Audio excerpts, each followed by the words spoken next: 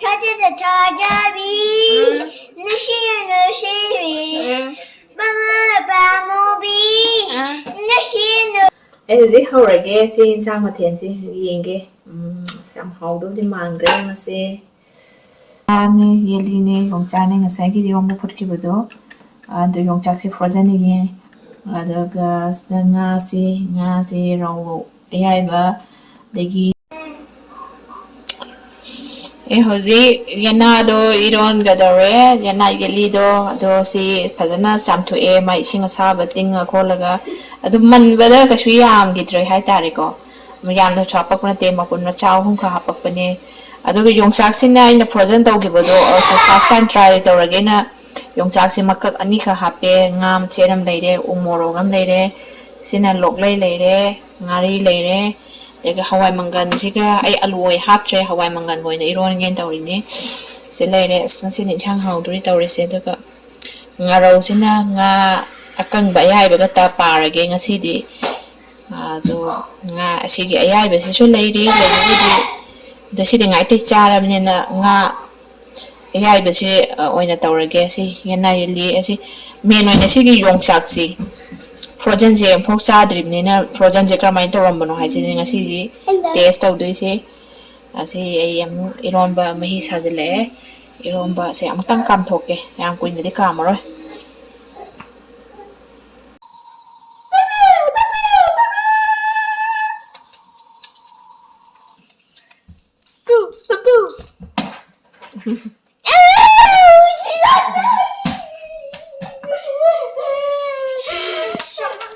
I did like it, yeah.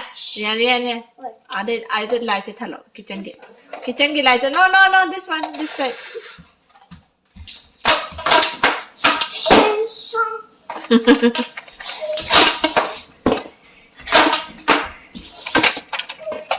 Hello, so somebody.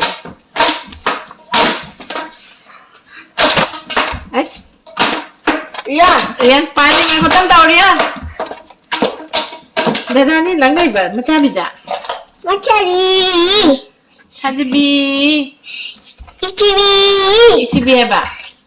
Isibi. Si. Dadani sina taulisin. Dadani taulisin. Edi ako pala. Edi sina naga. As. Dadani sina taulisin sila aja kayo. Hey Dadani, what do you guys doing?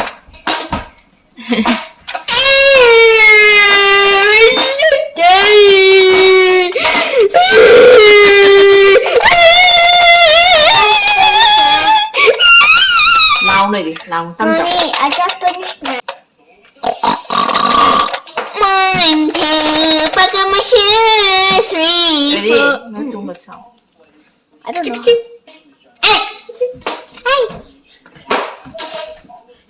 One, two, back on 2, 3, 4, back as a mom, 5, 6, like you kill, pew pew pew. Piu hay, Dadani nè, mà chân thì lần này吧, mà chân đi xa. Nè, đi xa thì sao mà xa xa đó. Làm đây phải dẫn đi xa lòng. Nishi, Thaja the Thaja be, Nishi be, Bamo be, Nishi be, Ichende be, Nishi be. Hi. Eh, ama còn không này? Cái gì vậy? Yaka be, Nishi be. Hi.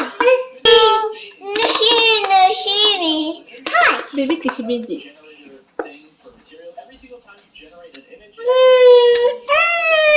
Thank you. Thank you. She just kissed me to me. Oh, giờ sẽ chán chưa là gì? Sẽ tập bị chán.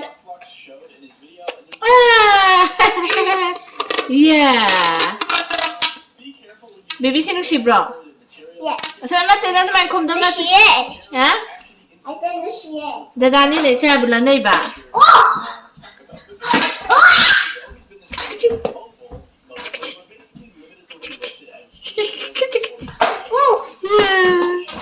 What's it mean? What's it mean? Hey Thaja, how are you?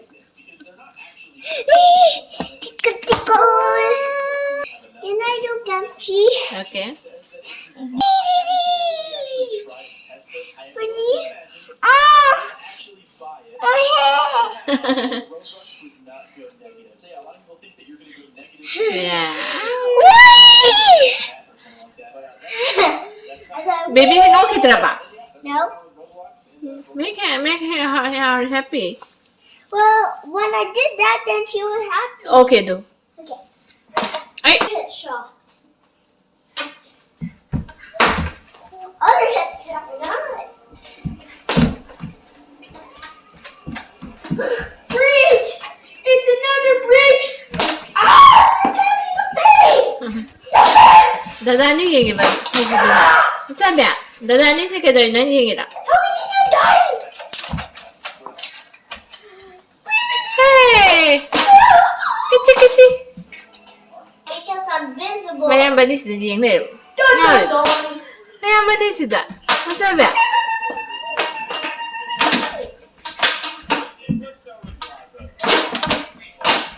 Yan paano itam to?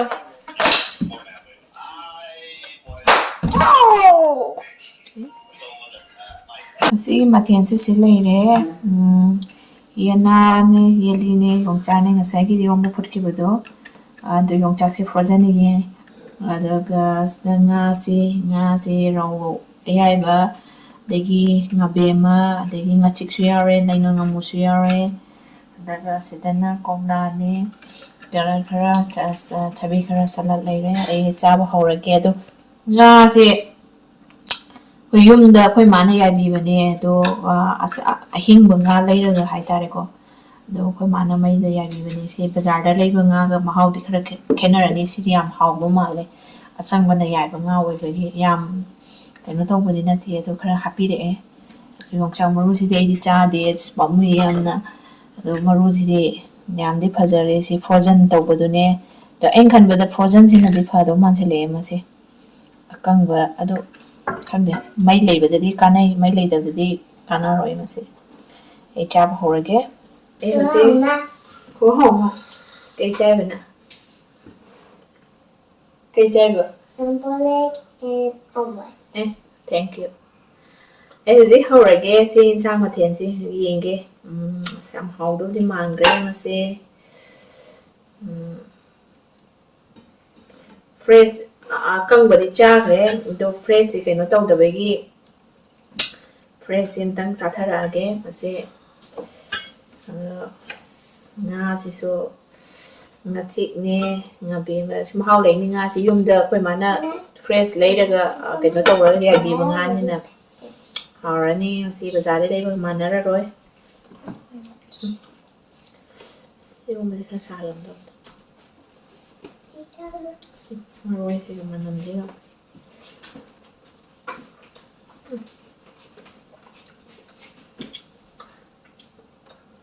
Wow dia, Rian hai cuma wow mai dia.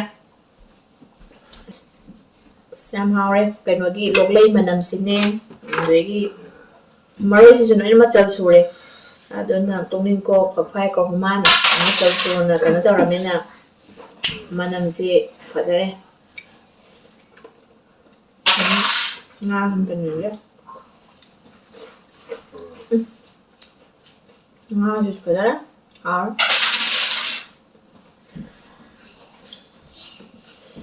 thì để chúng ta ra đây để đi cha này mà cô sẽ làm hoa mình tung rồi mà